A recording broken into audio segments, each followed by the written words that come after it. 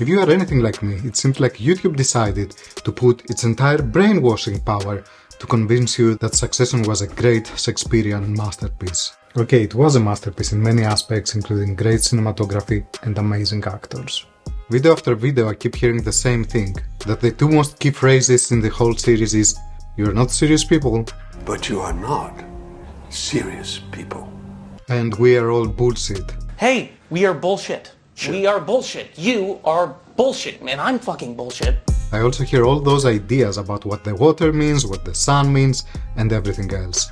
The most evident meaning of Kendall's use of water is his attempt to atone for his past transgressions. I'm water, I flow. Every YouTuber out there also seems to agree in one thing, that the children, the little Roys, are incompetent. And then you hear all those words about nepotism. The Roys are products of nepotism at the highest order. And entitlement. And really, I totally disagree on that. I feel that this hate towards the children is so much out of jealousy, and it's a totally non-compassionate way to see those children. This then reflects to everyone else and of course ourselves, right? So judging those children so critically, I think reflects to us, because I have to ask you, little YouTuber, that you don't even get your face out there, right? Just hiding behind the microphone. So if you were one of those kids, would you do any better? Could you do any better? I mean, many of you YouTubers, I think, would be very glad to be middle managers somewhere, and all the Roy children would be great middle managers. They were just dressing, going to the meeting, saying the things they need to say, and also bringing their own angle to the table. They had their own ethics and lines they wouldn't cross, in contrast to Tom, for example, who had absolutely no ethics, and this is how he ended up being the little CEO. Little insignificant CEO, actually. So what do you believe that you would have done better? One of the best summaries that I almost agree I have found is this one. But the core message of Succession was that those who were born at the finish line cannot understand what it takes to compete against those who are racing to get there. So the claim there is that little Roy started at the finishing line. But did they? What was the game they were supposed to play? So, if we see what Succession really is about, it's about one person. So, this combination of no central character, no sympathetic character, no relatable character. They say it doesn't have a central character, but it absolutely has, and that's Logan Roy. Logan Roy is a complete failure, because he lives his life nicely like there is no tomorrow, and one day he realizes he will die.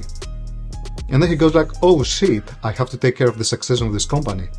Now, what he has created through the years is something that we see a lot in business world, a company that is perfectly tailored around his strengths and weaknesses. It's stuffed with weak people, insecure, all of them have daddy issues and enjoy how Logan abuses them. Each one of them has their own sticks and carrots, and they try to drive the company in order to prove that they are worth something. If you attend any MBA program, they will tell you this is not how you should do it. A company has to have a system that works even if you are not there.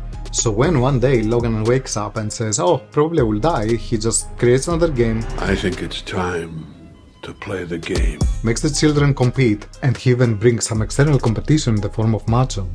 And yeah, it all falls apart, but it makes it seem like if it's everybody else's problem, and he doesn't even accept the responsibility for the problem that he created and the fact that he did nothing to take care of the succession of this company.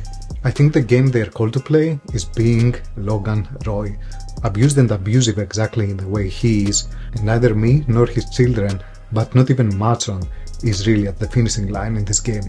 Thank God. And actually, the best candidate to do that was Ken. As if you think about it, what has Kendall ever done to prove he can truly lead? He was the only one who was interested in this game at the beginning. His father could not even make him do this job, the job of being as incompetent as Logan was. Fuck the patriarchy! By the way, find me one thing that Logan or Matsson do well by themselves.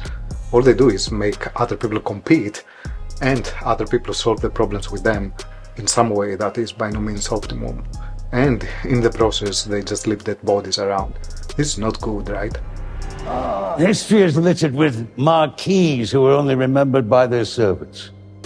Both Logan and Matsson are as weak and as compromised as everybody else in this movie. So yeah, Logan should just say, hey, this is my son, he's the king now. Now, you ask for his permission for everything, and you try to win his approval. And that's it. Ken could do that, it was so easy. Your whole business model is based on seducing presidents You're a really high-class hooker. No offense. It was important for him, the company, to be around family, because he named it Royco, so it was about the Roy family. Logan exemplifies the portrait of an abusive father, someone who should be fulfilling the role of a caregiver, who instead wields that authority to serve their own needs and satisfy their ego. All you have to do as a father figure is to say, "This is my son," and disappear. And Logan couldn't even do that. Those who were handed everything through nepotism will ultimately fall to those who have risen up through meritocracy.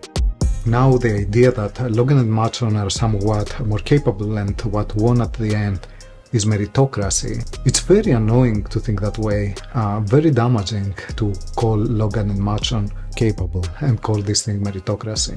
And I would strongly suggest to everybody who believes that to read this book, The Meritocracy Trap, because such a belief is so untrue and so damaging, so not empowering, that really doesn't help, and it seems like Americans have a lot of it. Because Logan became such a giant success story, he attributes a lot of his success to this abuse.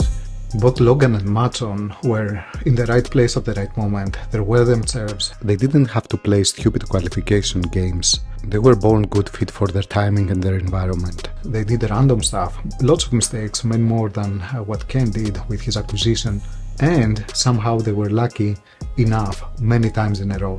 And this is how they became what they are. Somebody will roll the dice 10 times, and 10 times they will bring heads or tails, and they will win. You can see those people are both failures, both Logan and Matsson.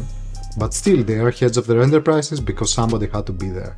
So you just reverse the causality and you say it's the company that creates the leader, instead of saying the leader creates the company. And then the world seems like an empowering place, instead of a place where you have to be as corrupt as Logan Roy in order to have a successful enterprise. Life is nothing but a competition to be the criminal rather than the victim. So I hope you find this video useful. Thanks for watching.